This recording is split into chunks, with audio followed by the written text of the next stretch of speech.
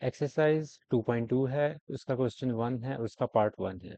इस क्वेश्चन के अंदर आपको बेसिकली एक्सपोनेंशियल फॉर्म्स दी हुई हैं और आपने उनको कन्वर्ट करना है लॉगरिथमिक फॉर्म के अंदर। इस क्वेश्चन को करने से पहले एक आपको मैं जर्नल एग्जांपल दूंगा। अगर आपके पास एक बेस है और उसकी पावर y है और उस साइड पे आपका x पड़ा हुआ है, अब आप देख सकते हैं इसका और इसके अंदर कितनी सिमिलैरिटीज हैं, एक जैसे हैं।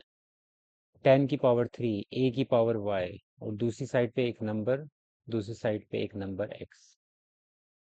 अब ये जो होती है ये आपकी होती है एक्सपोनेंशियल फॉर्म, क्योंकि इसके अंदर आप रेज कर रहे हैं एक्सपोनेंट्स।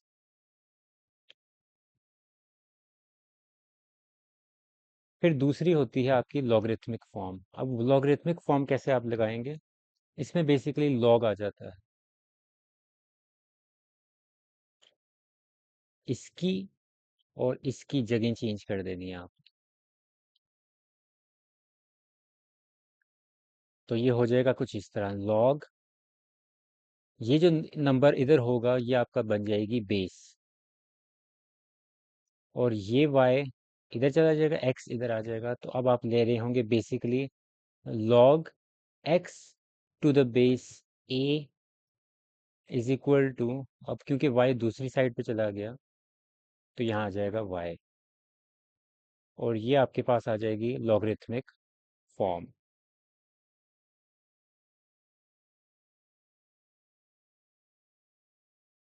ऐसे। तो अगर आपको इस चीज़ का आइडिया हो गया कि ये क्वेश्चंस को कैसे सॉल्व करना है, तो वो ऐसे सॉल्व करना है। इनकी फॉर्म्स को इंटरचेंज ऐसे किया जाता है। मुझे लगता है शायद आगे क्वेश्चंस ऐसे भी होंगे कि आपको लॉगरिथमिक फॉर्म से चेंज करना है बैक टू एक्सपोनेंशियल फॉर्म। तो ये उसका जनरल आइडिया है कि कैसे ये कन्वर्जन होती है। अब आपने इसका सोल्यूशन लेना है, बिल्कुल जैसे वो मैंने अभी एग्जांपल की है, बिल्कुल वैसे ये क्वेश्चन करना है आपको। लॉग बेस 10, और आप लॉग ले रहे हैं 1000 का, इज इक्वल टू 3। ये आपका आंसर आ गया।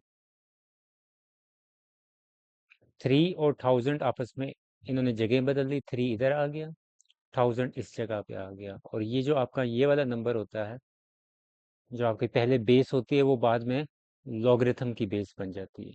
जो पहले एक्सपोनेंट का बेस है वो लॉगरिथम का बेस बन जाता है। सेकंड पार्ट है, इसको भी वैसे ही करेंगे। लॉग एक्सपोनेंट की बेस 2 है ये आपके पास, अब ये लॉगरिथम की बेस हो जाएगी। 256 आ जाएगा 8 की जगह पे, और बाद में 8 आ जाएगा इधर।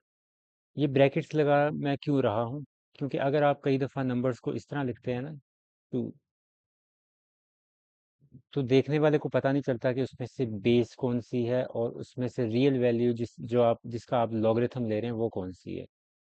तो और कुछ बच्चे इसको फिर गलती से इस तरह भी लिख देते हैं, क्योंकि उन्हें फ़र्क नहीं पता चलता कि बीच में से बेस को आप छोटा सा, छोटे नंबर से लिखते हैं, फ़ॉन्ट साइज उसका थोड़ा रखते हैं। तो ये आपका आंसर है। तो इस वजह से मैं कोशिश करता हूँ कि यहाँ जो बेस है और जिस नंबर का आप लॉगरिथम ले रहे हैं उसके दरमियान थोड़ी सेपरेशन हो, इस वजह से मैं ये राउंड ब्रैकेट्स लगा लेता हूँ। लॉग ले लें,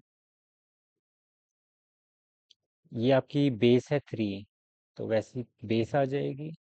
आप ले किसका रहे हैं, क्योंकि 1/27 ये पूरा आपका एक्स है, जो मैंने एग्जाम्पल में बताया था ये वो एक्स है, तो ये पूरा का पूरा इस साइड पे आएगा।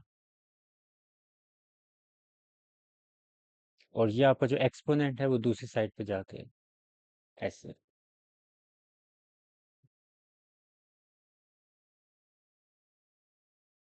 लॉग 20 बेस हो जाएगी आपकी 400 इज इक्वल टू 2।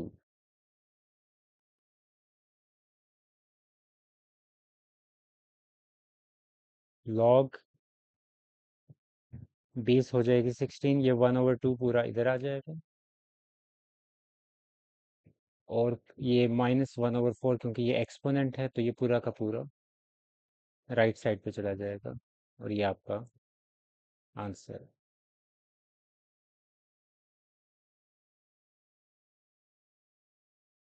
log 11 किसका ले रहे हैं, 121 का, इज इक्वल टू 2।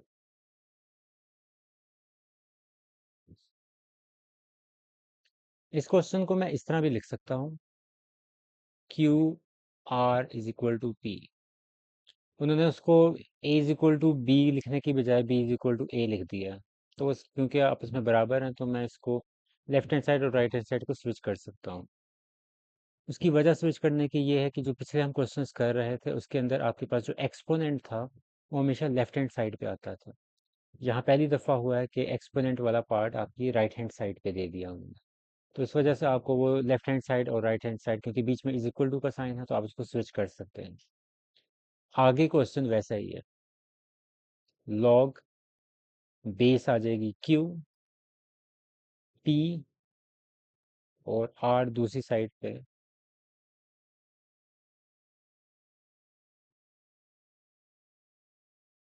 लॉग, अब यहाँ देखिए 32 आपका बेस है एक्सपोनेंट का, तो वही आपका बन जाएगा लॉगरिथम का बेस। 1/2 पूरा राइट हैंड साइड पे पड़ा है, इसको आप ले आएंगे लेफ्ट हैंड साइड पे, और -1/5 आपका एक्सपोनेंट है तो ये आ जाएगा राइट हैंड साइड पे।